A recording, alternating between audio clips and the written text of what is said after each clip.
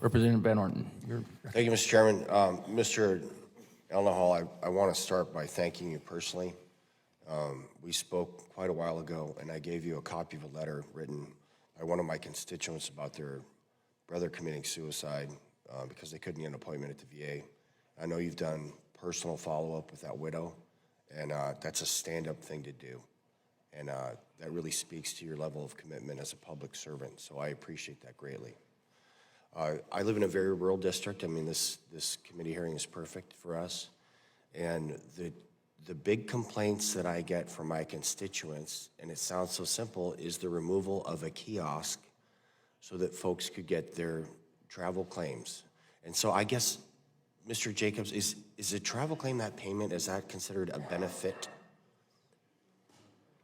We provide travel reimbursements in instances of CMP exams, but if you're talking about reimbursement for medical care, that would be handled in the health system.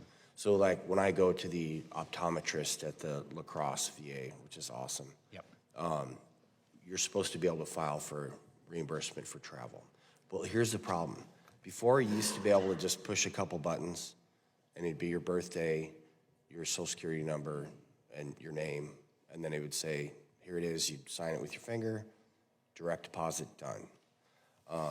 But now, because these kiosks are gone, and it's my understanding that someone forgot to renew the contract during COVID, you've got to do this first. This is a 40-page document about how to do ID Me. And you got to follow all these steps on a computer in order to get an ID Me identification number. And then when you're done with that, there's this 16-page step-by-step document for people to fill out a travel claim. And so my concern is this.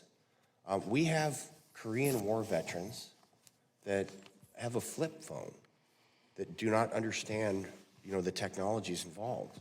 And we have folks that, it's been addressed already, that don't have broadband internet. So are you guys taking concrete steps to either get these kiosks back or to radically streamline this process? Yes, Congressman, and I will tell you, I will not mince words on this. We did not do well with this transition with the beneficiary travel online system. We should have co-designed that better with veterans, and we should have rolled it out much more carefully, and certainly before decommissioning a process like the kiosks that veterans were used to, it should have been deployed better. And I take ownership of that.